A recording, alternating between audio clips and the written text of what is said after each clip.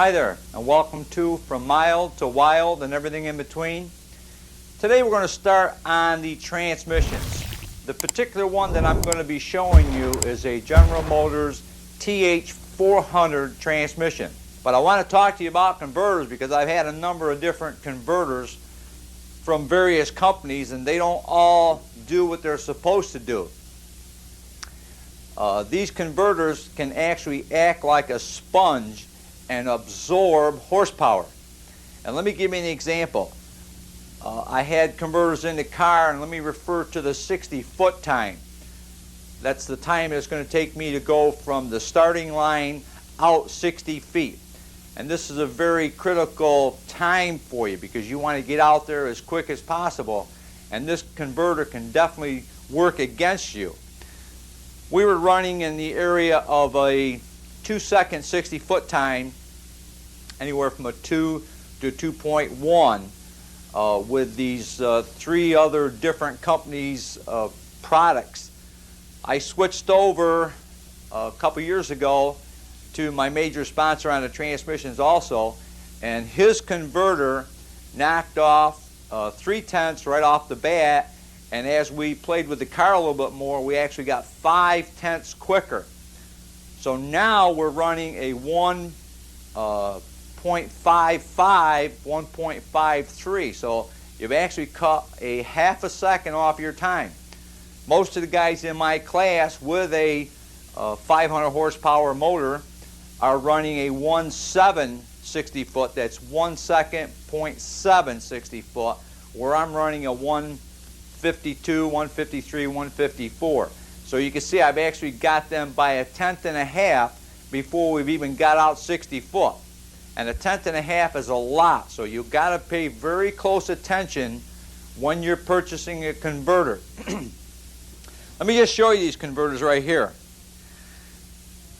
This one here is what they call it's got a 5500 stall speed to it. And what that means is if you were in high gear doing, say, 20 miles an hour, so you make the vehicle shift into high gear and you're at 20, you'd put the accelerator pedal down to the floor and you would see what RPMs it goes to. So in other words, when you floor the car, you're only doing maybe 20, 25 miles an hour.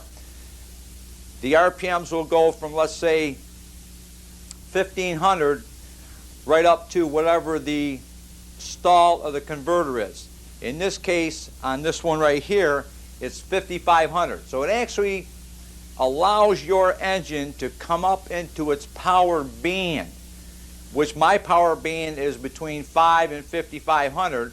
So Harold made a 5500 converter which works absolutely marvelous in my car. Now, before we went to this 5500 converter, we had the 4500 converter in the car. Let me explain the difference to you. Your engine has peak, your camshaft wants a peak RPM. So it will perform at its best between 45 and 75, or 55 and 8,000. So what you're looking for is you're looking to get a converter that works along with your camshaft and your engine. A lot of times you'll see the guys are coming off at 2,000 RPMs.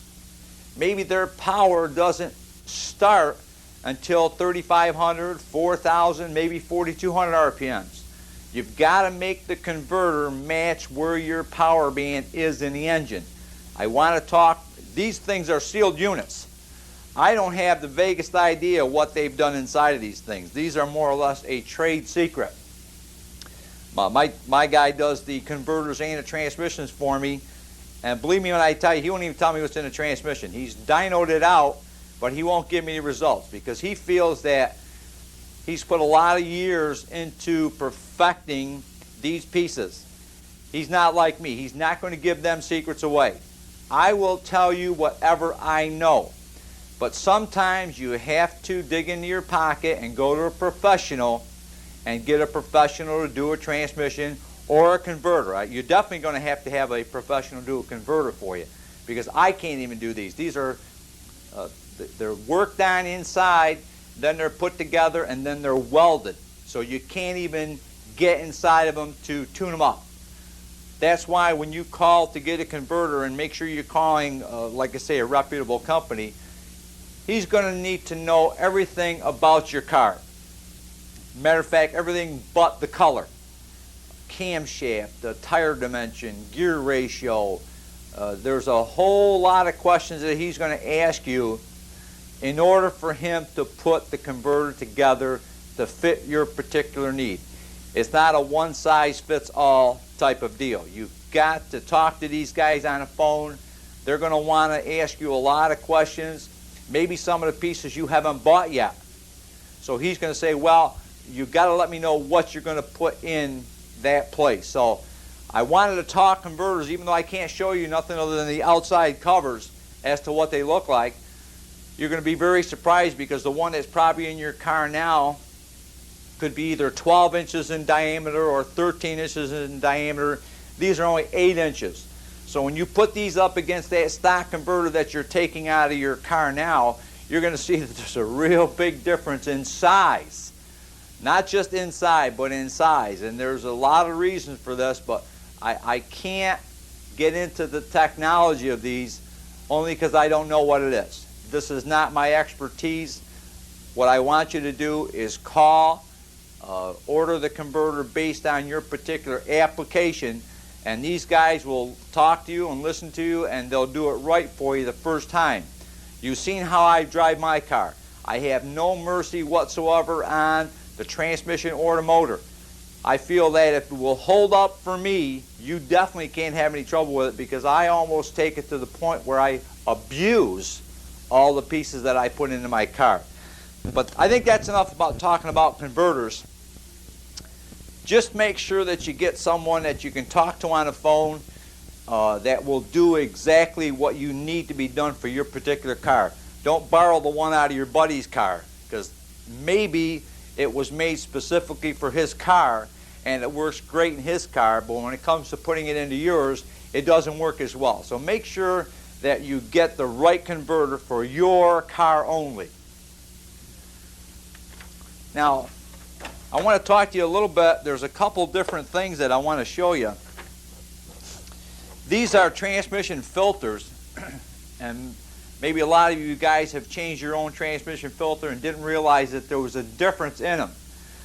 Most of your stock filters today are of a paper nature. You've seen right inside this little window where there's a yellowish type of paper, or it could be felt. If you look at these two, there's nothing in the window. Where's that window? See it? There's nothing there, because up on this end, this one is, the front one has got a copper screen in it. The one in the back has got a stainless steel screen. Now, what's the big difference? What you're looking at is flow characteristic. In other words, how much restriction is put through this filter. This company was good enough to run a test for me, and I'll show you the graph that they did, and let me see if I can somewhat explain it to you. What they've got here is they've gone in and got how much restriction is being done with this filter. The one that comes out winning, in other words, having the less amount of restriction of the fluid passing through it. You have to understand, the fluid first goes through this filter before it goes up into the transmission. You want the filter to take out any particles or any clutch dust, to filter it before it goes up into transmission. So what you're doing, this stainless steel filter actually ends up being the least restrictive of the other two. The brass is just a hair short of the stainless steel. And then the paper or felt is quite a bit shorter. The difference is you may have to, and I do, you may have to change your filter a little more often. In my case, last year I only went 500 miles. I keep very close track to my fluids, just like we've talked about. I keep track of the oil, the brake fluid, things of this nature. So I'm always monitoring to see if the fluids are getting dirty. This is one thing that by letting more fluid go up into the transmission, it's a clean fluid. The only difference is you've got to change it more often. And we'll show you this. Let's see, we'll pick this up in a moment here. But that's something that I didn't know myself up until a couple years ago, that there even was a difference. I know that when I would rebuild the transmission with a stock rebuild kit, I would have to go back in there anywhere between 300 and 500 miles and change the filter. So what I would do is drop the pan, put a new filter on, put another 4 quarts of oil, that was about what we had lost, in there, and then we were fine. I found that it would start to slip, if you will. The filter got plugged up and wasn't allowing enough fluid to come up into the transmission. So we had a little bit of a slippage problem, but after you've done a bunch of them, you realize what it is. You just go back in there and change the filter because it was restricting the flow of oil up to the transmission. So that's why I wanted to talk to you about what I think something is very important as a filter. So, but knowing that there is 3 different types, the stock, which you're going to get at your normal auto parts store, and these are of an aftermarket nature, but they're readily available. If you can't find them, we'll give you some numbers later on.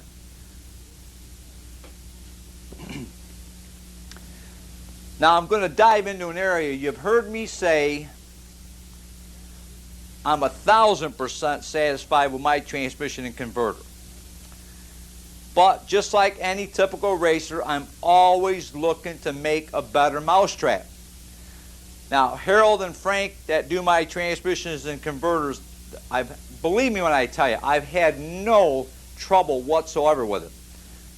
What I'm trying to do at this point is I want to see, according to this company right here, with these particular clutches, they're called the Blue Plate Special, I can take and reduce my pump pressure. In other words, if you put a pressure gauge on the side of your transmission where there's a little plug, you can actually read the amount of pressure that your pump is making. Most generally, they're up on between 180 to 220 pounds of pump pressure. That's the pressure needed to either run a tranny brake or to exert onto the clutches so they don't slip. This particular company, their claim to fame is that, now listen to this very closely, if I can reduce the pump pressure from 200 pounds down to 120 pounds, that will not, it will save me 27 horsepower. Let me run that by you. This is probably the first time you're hearing this, but that pump takes so much horsepower to be turned. When you're trying to put out 200 pounds of pressure, it's taking additional horsepower to bring it up to 200. With these clutches in place, I can actually reduce the pump pressure, and they're telling me on a drag race situation, I could actually go to 120. For a combination of drag racing and street driving, they'd like it at 140. Now let me give you that figure. That means that if I'm making 500 horse on my motor, if it's costing me 27 horsepower, I'm down to 473. So by redoing the transmission with these clutch plates, it's going to bring me back up to the 500. Did you get that? In other words, they don't make horsepower, but they don't act like a sponge and absorb horsepower either. What you're trying to do is to get this clutch to stop with the minimum amount of pressure exerted on it. Now these discs, the way that they're made, are made to slip. Normal discs, when you slip them, you burn them out. With these discs here, they're made, they're a special composite, and they will take the slipping of the lower pressure. Now it does 2 things for you. It actually, instead of jamming it down, you've shifted that transmission and you've had that real harsh shift where it actually squeals the tires from first to second. That's the pressure that you're doing because there's no slippage there. With these, you're going to get a more easy shift because they are slipping. But in slipping, they're allowing that motor to stay up into the power band. I know it sounds very complicated, and I've talked to these people on a number of occasions, and I tried these clutch plates 2 years ago. The problem that I had is, and it was unbeknownst to me, I had cracked the case. So by the time I had figured, we'd made several changes in the meantime, but by the time I had figured out what had gone wrong, I had already cooked the direct clutches. The forward clutches and intermediates were fine, but the direct clutches were cooked to a crisp, because what I had is I had started out with 180 pounds of pressure. The 180 pounds stayed there in first and second gear. When I would shift into high gear, it was only 120 pounds. And even though we changed several springs inside the transmission, it ended up going to 90 pounds. Well, you definitely can't run them at 90 pounds pressure in high gear. So consequently, I cooked the discs, but they were good enough that they sent me a new set of discs, and we're going to show you how to do this transmission using these clutch discs. But let me make one more point. If you don't want to dive in to a transmission, which they are complicated, and there's certain tricks that have to be done to them, by all means, call one of my sponsors there or call my sponsor up and let him do a transmission for you. You're looking at a couple extra dollars, but if you don't have enough knowledge or you don't have enough confidence in doing it yourself, then you definitely want to leave it to a professional. You'll want to call him up and get a transmission and a converter. Before I go any further, I want to do one more thing. We are doing some tricky things with this 400.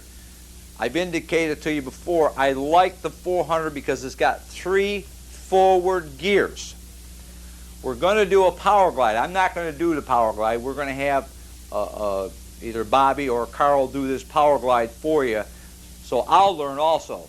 I've been in here with the books, going through the books, trying to do all the various modifications. But let's face it, that is not my expertise. When I look at a power glide, even though that there's a lot of parts available for these things, I didn't feel it was my cup of tea. Everybody out there is running them. I guess what they're saying is that they're a more consistent transmission. I hear consistent all the time.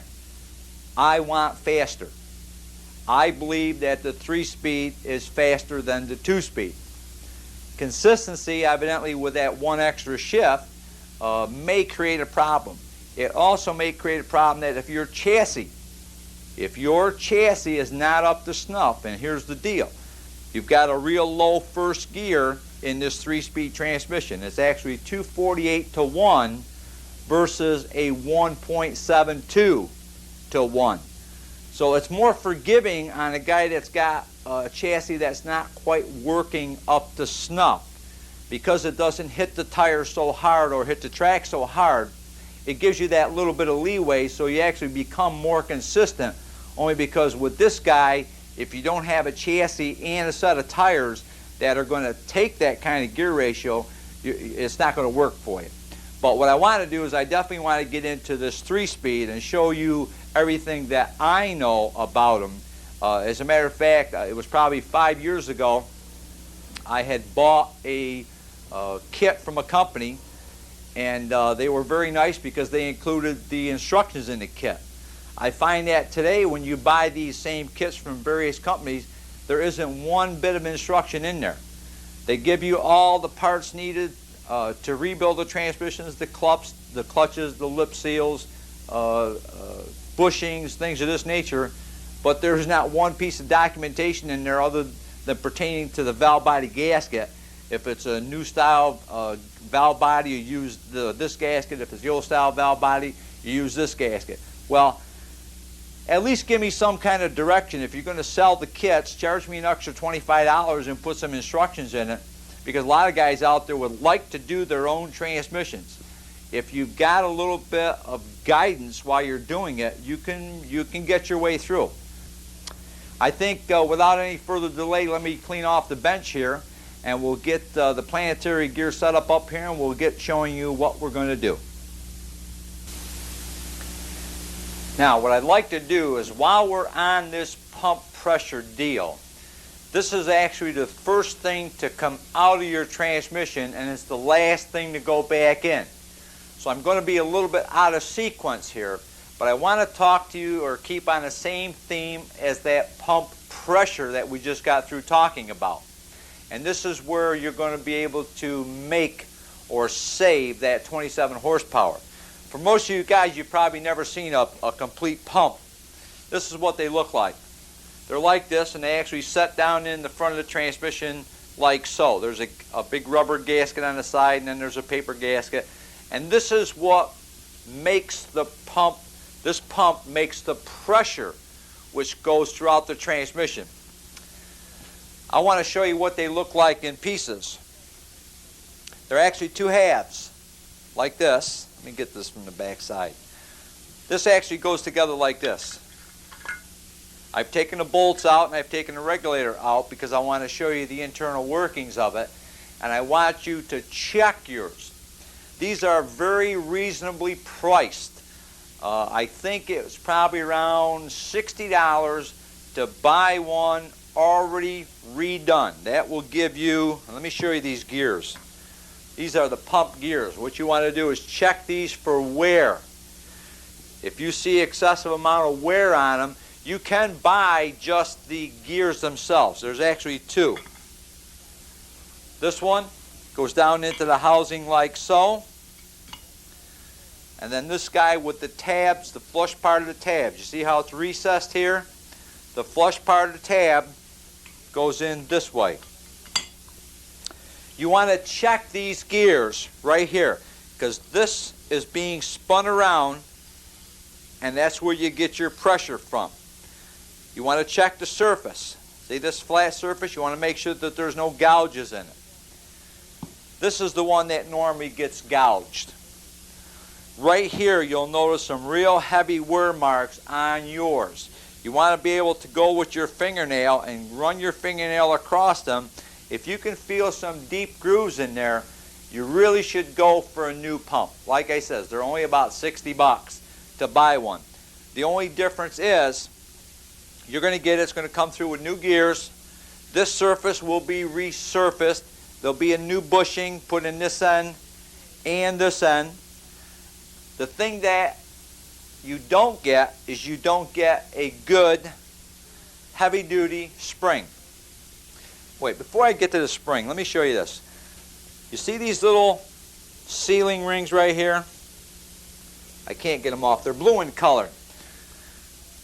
There's a little bushing or a spacer here. You've got these sealing rings. Now, some of them are of the nylon nature. These blue ones are nylon. They do the same exact job as the metal, but they're a lot easier on the parts. In other words, instead of having the metal to metal surface, you've got a metal to Teflon surface. So you may want to, or your kit may come with Teflon seals in it, but I've used either. In other words, it's not like and I've got the transmission that I referred to that I sent out to have redone had over 170,000 miles on it. I sent it out to Frank and Harold, and they went through and put all new bushings and whatnot in it. And even though it had 170,000 miles on it, it didn't have any excessive wear to the point where it couldn't have been brought back to original factory specs or probably even closer. Now I want to show you this pump spring thing here. This is the spring that I was referring to, which is going to give you more or less pressure. What they've got, and most of them are color-coded. This particular one is of an aftermarket nature, and it's black in color. There's another one that's orange, there's yellow, there's blue. Now, I've gone through and actually taken the measurement of them and got a specific poundage. So all my springs that I have here for my own use, I can go to the front cover of the book there and get how many pounds of pressure this has given me. I believe this one here was 21 pounds, at 1 inch 500 thousandths, but I'll get them dimensions for you later. But I just wanted you to know this is where you're going to be making the pressure higher or lower. A lot of times if you're using just a stock rebuild kit, you can actually shim these. There's a little half moon shim that you can put in behind the spring, which will up the pressure of the spring. So if you're, when in doubt, always go higher on the pump pressure. You may get an inferior clutch disc that at 120 pounds will disintegrate, but at 200 pounds will last you 500 runs. The thing you want to do is make sure that you at least know that there is a difference, that you know that there are different springs for this particular application. Like I said, you'd rather lose the 27 horsepower by putting it up on 200 pounds of pressure because you're not quite sure. You don't know what the transmission had been built, what specifications it had been built to. So what I always do is, when in doubt, put it at 200 pounds. This way you know you're going to at least get some longevity out of your clutch packs in there. If you're building it from scratch, if you're starting just like we are right here, you're going to be putting it together. You know you've got a set of clutches that you can reduce the pump pressure down to 120 or 140. Now you can go in there, put that spring in there, put your gauge on the side of the transmission and see where you're at. What you're looking for, like I indicated, 120 to 140 pounds. Now, I was telling you earlier, this is a complete assembly that goes in there, and we'll break this down. In other words, here's where that spring goes, like that, and here's the valve. We'll show you this as we get into the transmission. Right now, what I like to do is close, and we'll pick this back up next week. But don't forget my motto, do drags, not drugs, and I'll see you at the racetrack.